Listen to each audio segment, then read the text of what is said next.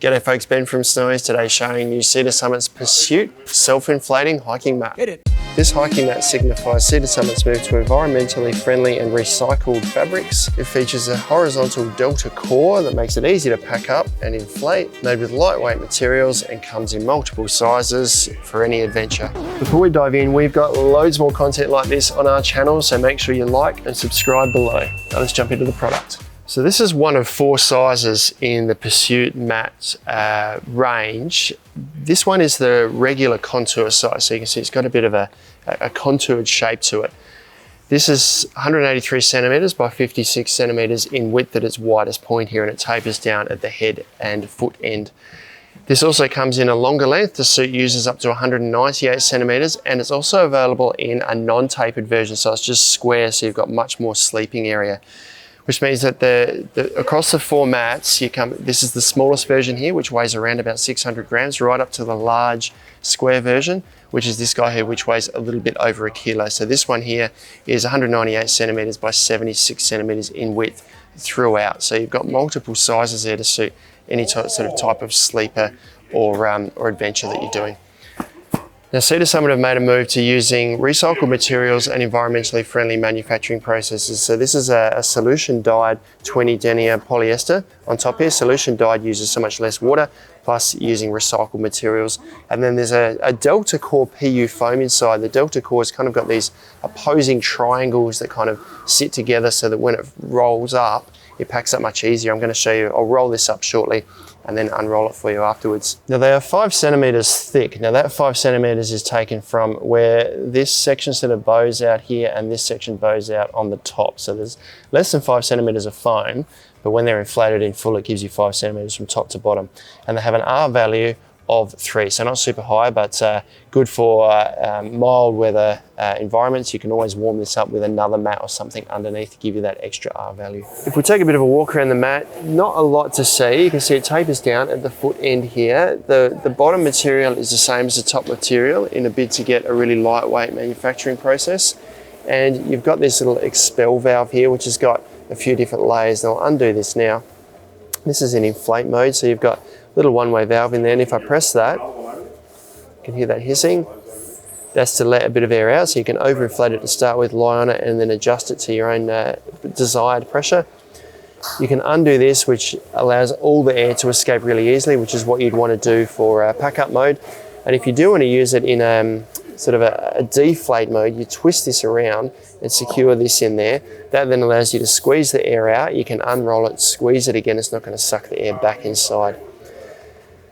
I'll show you how this packs up, how easily this packs up. They come with a little repair kit here, so you've got little repair patches, and also this bag, each of them comes with this type of bag. It's a side loading bag rather than the top loading, so it gives a bit more flexibility. If you don't pack it up really small, you can lengthwise, as long as you fold it in half, it's going to go in this bag. But if you've made it a little bit big, this just isn't going to do up quite as tight. So this new bag makes it really versatile to fit the mat inside.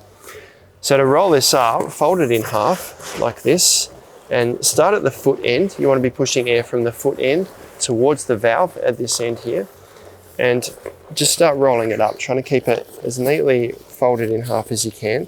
I recommend doing it twice. One run just to squeeze most of the air out, put the valve back in and then squeeze it again just to get all of the air out. You can put your body on top of this if you like to squeeze the air out straight away, but doesn't really require that much effort. This is folding up really easily. This foam's just kind of collapsing on itself here. You can see this kind of delta sort of process here where, or the delta core they call it, where this is just kind of folding in on itself, so it makes this folding process really easily.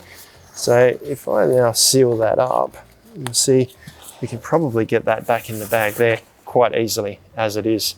I'll take it one step further. I've sealed that valve, unroll it again. I'll do another roll, just squeeze another lot of air out. Start from the bottom, roll it a little bit tighter this time. So if you are using a really compact pack, bit of a lightweight hiker, space is of the premium in your pack, and it would probably benefit you to roll this up twice. So you can see now I've got a little bit of extra air there. If I undo this valve or just left that in deflate mode, I can now squeeze that last bit of air out. You hear that air coming out, but it's not going back in. I can now put that in the bag here. Really, really easy. The top loading bags of past were often hard to get it in. You've actually got extra space in there. So if you've got a compact pillow or something, you can fit it in there with the mat if you like. So that packs away super easy. Now each different size has got a larger bag, so they've all got that sort of extra space in there to be able to fit the mat in easily. For setup, in reverse, super easy. When you get to camp, first thing you want to do, find a safe spot to put your mat, take it out of the bag, unroll it and undo the valve and let the foam do most of the work for you. So if we just leave that to sit now, that foam's gradually pulling the air in. Leave this open like this so you've got no restriction of the air coming in. You can see that end of the mat's already inflated. This is gradually pulling air in there now. Now this has been stored uncompressed. If you store your mat uncompressed, it inflates much quicker. That's almost fully inflated by itself now. You probably do want to put a little bit of air in there to make it comfortable unless you like sleeping on a really soft mat. So to put a bit of air in there, I'm going to put this valve in this way. It says inflate on here. It's a one-way valve, going to let air in but not suck it back out. Now I could use my mouth to breathe in that if I liked. There is treatments inside these mats to try and minimize the build-up of mold or anything if you've got moisture inside, but preferably use a little pump or something. You can get a pump sack from Cedar Summit that fits on here. This is a little flex tail pump. I can just put that on there just to blow a bit of air in, just to firm it up a little bit and make it a little more comfortable to sleep on. So that's now, I haven't quite got that pump stuck in there properly, but that's firmed that up a little bit now. I'm not going to do it up really tight because I want to lie on it just a little bit soft to give you an idea of how comfortable it is. Now that's, if I push right down in the middle there, I can go through to the bottom, but obviously my weight's going to be distributed across this mat pretty comfortably.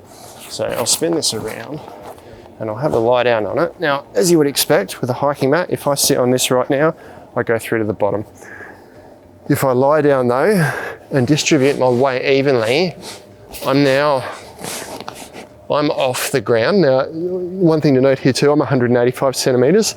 My head is at the very top here. My feet are just off the end, but that feels comfortable lying on my back. I feel supported and I feel like I'm on a cloud a little bit off the ground, so I'm not touching the ground at all lying on my back. Lying on my side is going to be a little bit of a different story because you've got a few more contours. So if I lie like this, my shoulder and my hip are just touching the ground. The rest of me feels quite supported. I could put more air in this mat to lift it up, but then you end up with quite a flat sleeping surface. It allows me to sink into the mat a little bit. Pillow is going to make that much more comfortable. If you did want extra sleeping thickness for that versatility, the mat behind me here, which we'll have another video on, is a much thicker mat, gives you a bit more flexibility there, but it's extra weight as well. Another important thing to note is mats in the past, and I see some mats in the past, some of the materials they use were a little bit noisy to sleep on. This feels really good. It's not creaking or making any noise as I move around on this mat here.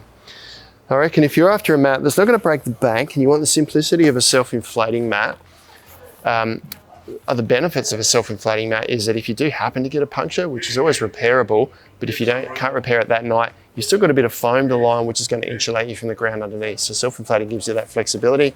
Also, the mat for the most part inflates by itself and you only need to put a little bit of air in it before it's ready to sleep on. I reckon if you're after an all-round mat for lightweight adventures, possibly for lightweight camping as well, this Pursuit mat from Cedar Summit is an environmentally friendly choice with all the materials they use in this now, and isn't going to break the bank. You can check these out online at snowies.com.au.